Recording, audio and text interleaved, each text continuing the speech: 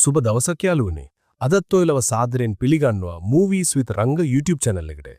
අද අපි බලන්න යන්නේ ලෝකි කතා මාලාවේ පළවෙනි කොටස. කතාව පටන් ගන්නේ Avengers Endgame එකේ අපි දැකපු විදිහටමයි. ඒ කියන්නේ Avengersලා නිව්යෝක් වලදී ලෝකිව අල්ලගත්ත වෙලාව. එයාව අරගෙන යන්න හදනකොට Endgame එකේදී වුණ time travel සිදුවීම නිසා වර්තමාන කාලෙන් ආපු ටෝනි ස්ටාර්ක් අතින් ටෙසරැක්ට් එක බිම වැටෙනවා. ලෝකි ඒක අරගෙන ටෙලිපෝට් වෙනවා. හැමෝම ලෝකි කියලා කෑ ගැහුවට එයා එතනින් ගිහින් ඉවරයි. ඊළඟට අපි දකින්නේ මොංගෝලියාවේ ගෝබිකාන්තාරය. හරිම රස්නෙයි වේලුණු පාළු පලාටක්. ලෝකි ටෙලිපෝට් වෙලා එතනට තමයි වැටෙන්නේ. මේ සිදුවීම තාමත් වෙන්නේ 2012 අවුරුද්දේ. එතන ඉන්න මිනිස්සු ලෝකිගෙන් අහනවා එයා කවුද කියලා.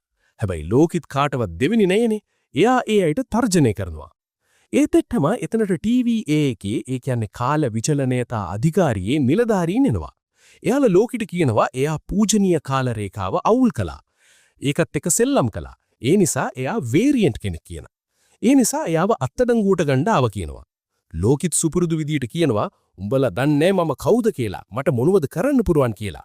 උඹලා මේ ලොකු වැරද්දක් කරන්නේ වගේ දේවල්.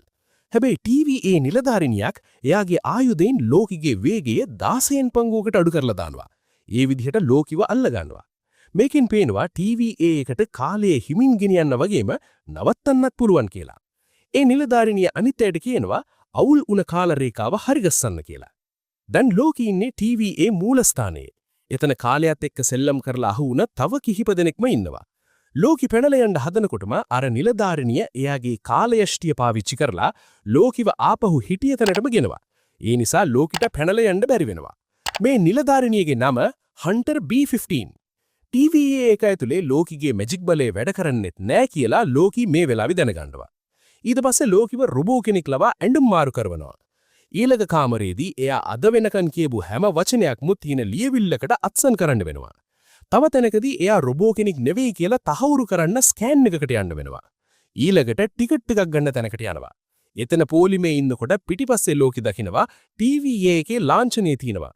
ඒකෙන් කියවෙන්නේ TVA එකෙන් හැමතැනම නිරීක්ෂණය කරනවා කියන එකයි.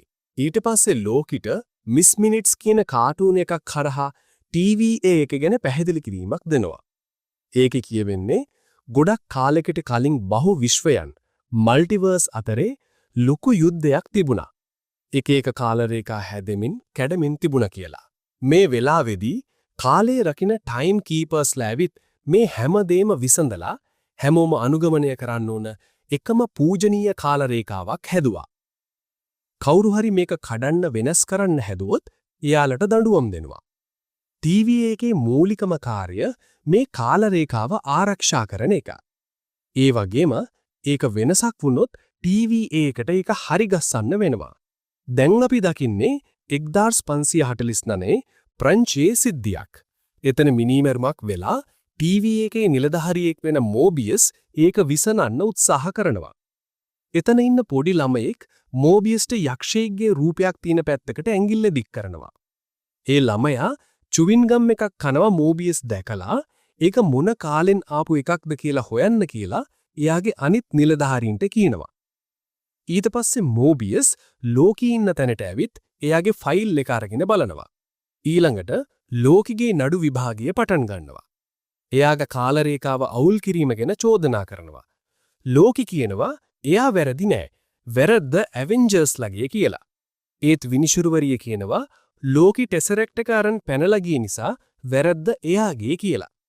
ඒක නිසා විනිශුරුවරිය ලෝකිව රීසෙට් කරන්න තීන්දුව කරනවා. ඒත් මෝබියස් විනිශුරුවරියගෙන් ඉල්ලනවා ලෝකියෙත් කතා කරන්න අවස්ථාවක් දෙන්න කියලා. විනිශුරුවරිය කියනවා හරි. ඒත් මොකක් හරි අවුලක් වුණොත් වගකීම ඔයාගේ කියලා. ඒත් එක්කම මෝබියස් ලෝකිව එයාගේ කාර්යාලයට එක්කගෙන යනවා. යන අතරමඟ මෝබියස් TVA එක ගැන තව විස්තර කියනවා. TVA එකේ කාලය වැඩ කරන විදිහ වෙනස් නිසා එයා කවදා ඉඳන්ද වැඩ කරන්න කියලාවත් එයාට මතක නෑ කියලාත් කියනවා. කාල රේඛාව කඩන අයට වේරියන්ට්ලා කියනවා. ලෝකිට වේරියන්ට් කෙනෙක්. මෝබියස්ගේ රාජකාරිය තමයි මේ වගේ වේරියන්ට්ලා අල්ලන එක කියලා මෝබියස් ලෝකිට කියනවා. ඊට පස්සේ මෝබියස් ලෝකිගෙන් ප්‍රශ්න අහන්න පටන් ගන්නවා. මෝබියස් අහනවා ඔයාව මෙතනින් යන්න දුන්නොත් මොකද කරන්න කියලා. ලෝකියාගේ සුපුරුදු උඩංගුවෙන් උත්තර දෙනවා. මුලින්ම ටයිම් කීපර්ස්ලා එක්ක කතා කරනවා. ඊට පස්සේ ඇස්ගාඩ් වල රජ වෙනවා. පෘථුවියේ රජ වෙනවා. හැම දෙයකම රජ වෙනවා කියලා. මෝබියස් අහනවා අවකාශයේ රජ වෙන්න කැමති නැද්ද කියලා. ලෝකි කියනවා ඒකත් වෙනවා කියලා. මෝබියස් අහනවා හරි රජ වෙලා ඊට පස්සේ මොකද කරන්න කියලා. ලෝකි කියනවා මම මිනිස්සුන්ට නිදහස දෙනවා කියලා. ඊට පස්සේ මෝබියස් ලෝකිගේ අතීතයේ එයා කරකුවා. විශේෂයෙන් ඇවෙන්ජර්ස් පළවෙනි ෆිල්ම් එකේ සිද්ධවීම් එයාට ආයෙත් පෙන්නනවා. මේ හැමදේම කරලා මිනිස්සු මරලා ඔයාට අන්තිමට මොනවද ලැබුණේ කියලා මෝබියස් අහනවා. ඒත් එක්කම තව වීඩියෝ එකක් පෙන්නනවා. ලෝකි ප්ලේන් එකකින් සල්ලි අරන් පැරෂූට් නැතුව පැනන සිද්ධියක්. ඊළඟට ලෝකිට එයාගේ අනාගතය පෙන්නනවා. ලෝකිගේ වරදක් නිසා එයාගේ අම්මා මැරෙන විදිය. ලෝකේ එයාගේ අම්මට ගොඩක් ආදරේ. ඒක නිසා එයාට මේක දරා ගන්න බෑ. එයා කීන්තියෙන් මෝබියස්ට පාර දෙන්න හදනවා. ඒත් මෝබියස් එයාගේ කාල උපකරණය පාවිච්චි කරලා ලෝකියා ආපහු පුටුවටම ගෙනවා. ඔයාගේ දෛවයේ නෙවෙයි හොඳ කෙනෙක් වෙන එක. ඔයා හැදිලා තින්නේ අනිත් අයව පරාජය කරවන්න. එයාලගේ හොඳම දේ එළියට ගන්න උදව් කරන්න. ඒ කියන්නේ ඇවෙන්ජර්ස්ලා වගේ අයව වීරයෝ කරන්න කියලා මෝබියස් කියනවා. මේ වෙලාවේදී අපිට ලෝකිගේ හැසිරීමේ වෙනසක් දකින්න පුළුවන්. එයාට තේරෙනවා එයා කරපු දේවල් වල ප්‍රතිවිපාක කොච්චර දරුණුද කියලා. ඒත් එතම හන්ටර් B-15 ඇවිල්ලා කියනවා හදිසි තත්වයක් යන්න ඕන කියලා. යන්න කලින් B-15 මෝබියස්ට කියනවා ලෝකිව රීසෙට් කරන්න කියලා. ඒත් මෝබියස් කියනවා එයා දැන් කතාවේ වැදගත්ම හරියට ඇවිල්ලා හිටියේ කියලා. එළිය යගිය මෝබියස් ආපහු එනකොට ලෝකි පැනලා ගිහින් මෝබියස්ගේ අර කාල උපකරණෙත් අරගෙන. ලෝකි දුවල යන්නේ එයාට ටීවී එකකට ආපු ගමන් එයාගේ බඩු බාරගත නිලධාරියා කේසී ගාවට. එයා ටෙසරැක්ට් එක එල්ලනවා. කේසී ටෙසරැක්ට් එක දෙන ගමන් මේසේ ලාච්චුව ඇරලා පෙන්නනවා.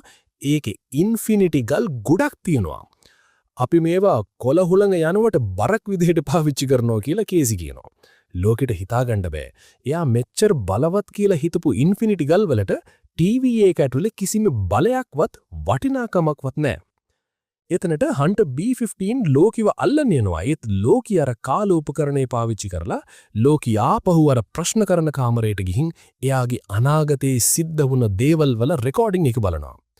එයා දකිනවා එයා තෝ එක්ක ආයෙත් යාළු වෙන හැටි, එයාලගේ තාත්තා ඕඩින් මැරෙන හැටි, රැග්නරොක් සිදුවීම, අන්තිමට තැනෝස් ලෝකිව මරලා දාන හැටි. ලෝකි ගොඩක් බය වෙනවා, කම්පා වෙනවා. එයාගේ කතාව එතනින් ඉවරයි. ඒ කියන්නේ එයා මැරෙනවා. එයාට හිනත් යනවා. මගේ નિયમિત අවසානයේ ඒක වෙන්න තිබුණේ. මම මේ බේරිලා ඉන්නේ අලුත් කාල රේඛාවක් හෙදුන නිසා කියලා ලෝකි තේරුම් ගන්නවා. ලෝකි මෝබියස් ගාවට යනවා. මෙහෙන් පැනලා ගිහින් වැඩක් නැහැ. ඉන්ෆිනිටි ගල්වත් මෙහෙ වැඩ කරන්නේ නැහනේ.